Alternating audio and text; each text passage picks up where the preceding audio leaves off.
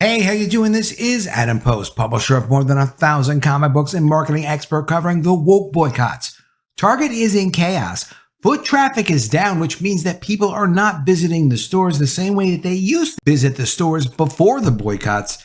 They have been forced to increase their dividend, which means they're paying extra cash to investors just so that the investors don't sell the stock. But the stock is down, the sales are down, and they're even getting the stores shut down by woke activists that are really upset. Target took down their pride displays and removed almost all of the merchandise in all of the stores. Let's get into the story. Before we do, please be sure you are subscribed to the channel. Click the bell for notifications. Give me a thumbs up. I really appreciate you guys. I'm trying to get to 25,000 subscribers, so if you can subscribe, please do subscribe. Thank you so much for that. This article really says it well. Aside from all the woke controversies and the pushing of an agenda on their customers, which of course was completely unnecessary, Target has all kinds of their own industry-related problems that they didn't need to ignore to be focusing on trying to push agendas. They're expecting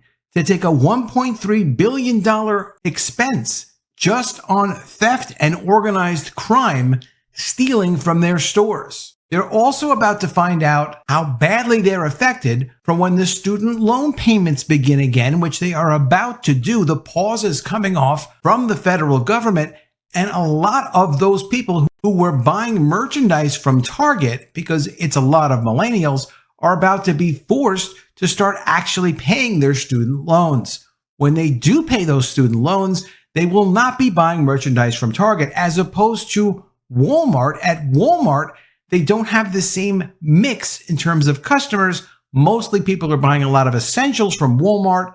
They're buying the cheapest thing they can possibly find. So Walmart is expected to do just fine, and Target is expected to have serious problems as a result of that. The Target chaos and the Target boycott didn't have to be as bad as it was. The media could have just reported straightforwardly what was going on.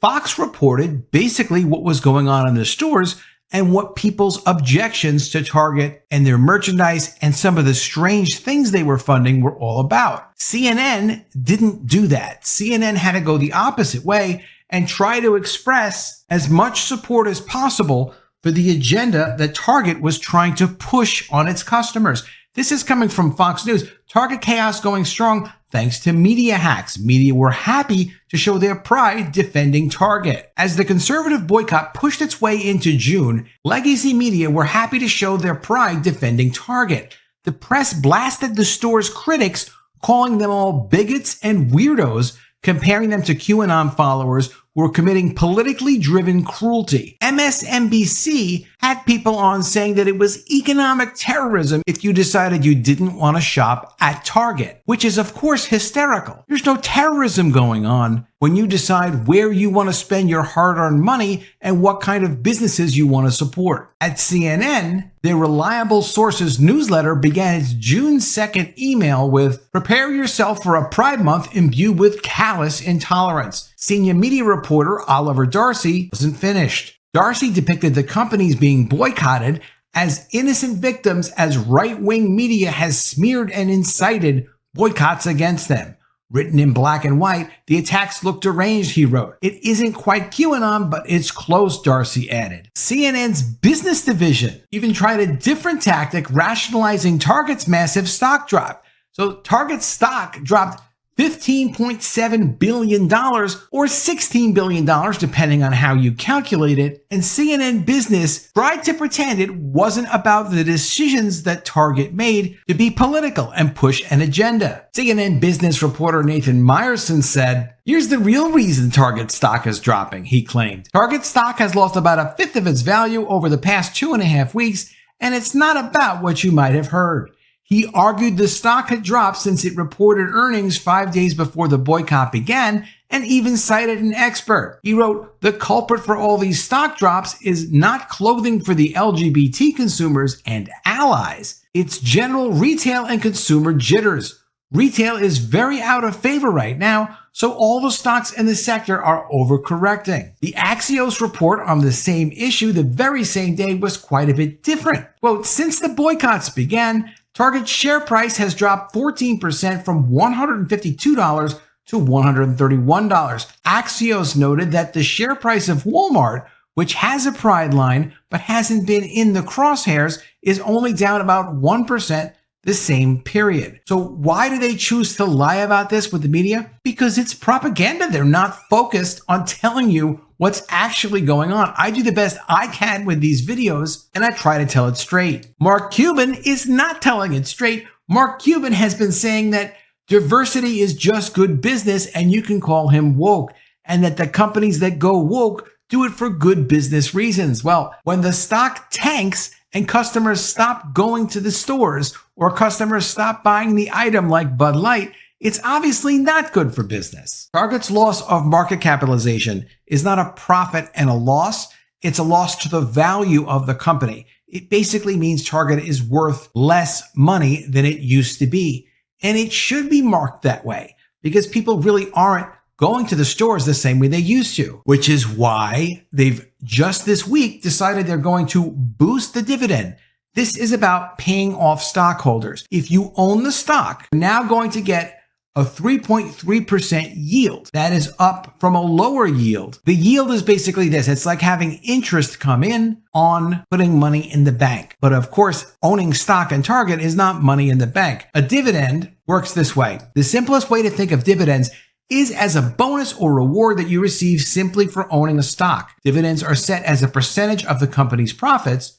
You're paid a dividend for each share of stock you own. Dividends can be paid to investors in cash or in additional shares of stock. Target stock in the last month has been down 14.16%. This equals a drop in value of around $12 billion at the moment. The stock has been up and down over the last week. Part of what's going on with the stock is the announcement of the addition in the dividend so that they're going to get extra money just for holding the stock. If they increase the dividend enough and promise to pay off shareholders just for holding the stock, they could increase the price tremendously. The dividend actually does cost them money, and money isn't completely free. So that's why they don't do that. But they've been receiving one downgrade after another over the last couple of weeks. JP Morgan has said, hey, this is the lowest the stock has been hovering at for the last 23 years.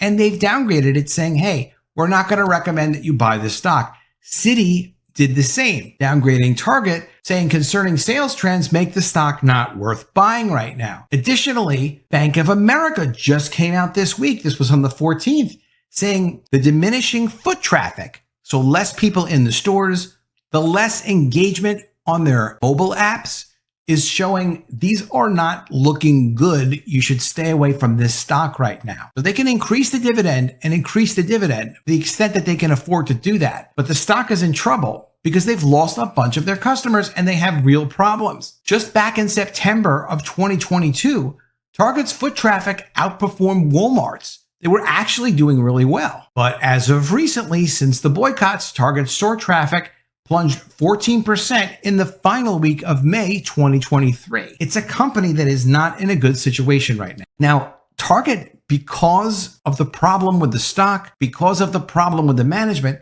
is now attracting activist investor speculation. Here's what an activist investor is. An activist investor is a specialized hedge fund that buys a significant minority stake in a publicly traded company in order to change how it's run. So this guy, Bill Ackman, has been an investor in multiple retail chains, does not usually do very well investing in his retail chains. He invested in Sears, in JCPenney, and also in Target back in 2011. Supposedly, the word on the Wall Street rumors is activists could be interested in getting in on Target. And when an activist gets involved, they force changes that make the company do things that boost the stock, at least short term, if not long term. An activist investor would come in and say, listen, we need to focus on actually making money, not on agendas, and would change the management of the company, potentially getting rid of the CEO, definitely changing at least a few of the board of directors who tell the CEO what to do. Target has had shutdowns across the country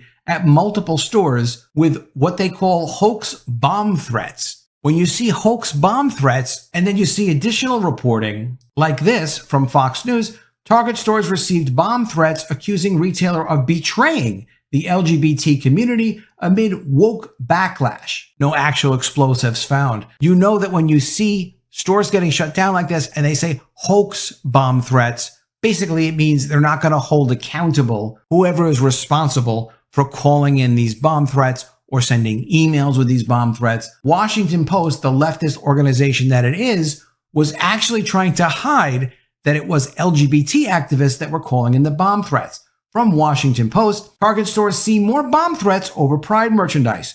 Locations in at least 5 states were evacuated this weekend, and no explosives were discovered. Well, while all of that is true, they're deliberately leaving out that it wasn't conservatives that were calling in bomb threats. It was activists on the other side of the equation that felt like Target is not supporting them enough, so let's call in some bomb threats, which then turns into a hoax, which then means because they call it a hoax, the police don't need to actually track those people down or potentially call in the FBI. Here's a double standard for you. The sales drops, we're going to find out more when Target reports more results after the boycott has run more of its course. But for now, coming from Target's subreddit, which is just employees reporting things that they've seen, this is a report of 52 guests driving up to buy merchandise at Target to get pickups from Target. Normally, they would be doing at least 90 or 100. They're only doing 52 per this Target employee. That's a significant drop off in sales.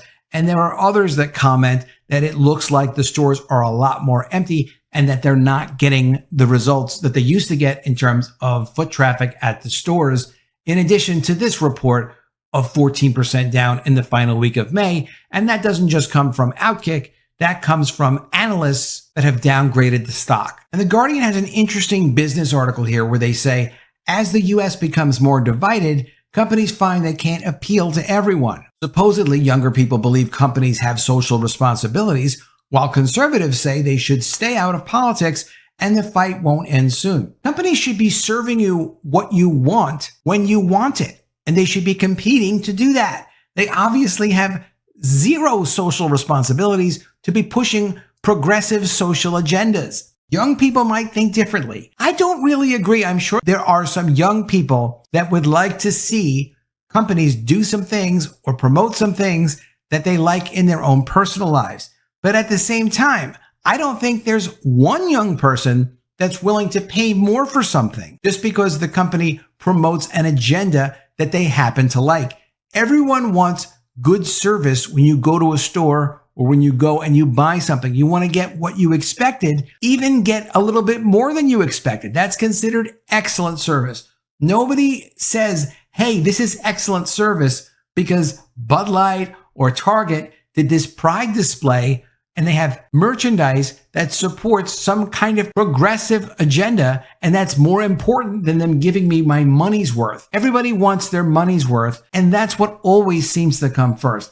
I don't agree with this, but certainly I want to know if you agree with this in the comments below. I'd also like to know, do you think that Target's foot traffic being down has anything to do with the boycotts? Because it definitely seems like it does. 14% is a very significant number, and before 14%, it was 7%. So obviously, it seems to be getting worse. Do you think that Target increased its dividend because they realized, hey, losing $15.7 billion at a minimum over the course of a few weeks is probably too much for a $74 billion company? They're now down to around a $62 billion company. Do you think they increased their dividend to try to protect their stock? Do you think this trend of their sales being down is going to continue? It looks like everything going on at Target right now, between the boycotts, between the theft, between the student loans that are about to start restarting, the fact that people aren't really paying attention to their mobile apps, it's starting to look pretty bad. Do you think that trend is going to continue? Always love to see your ideas. Please be sure you leave your comments below. And also, please be sure you are subscribed to the channel. Click the bell for notifications. Give me a thumbs up, and I'll see you again soon with another video. And if I don't see you, I will miss you.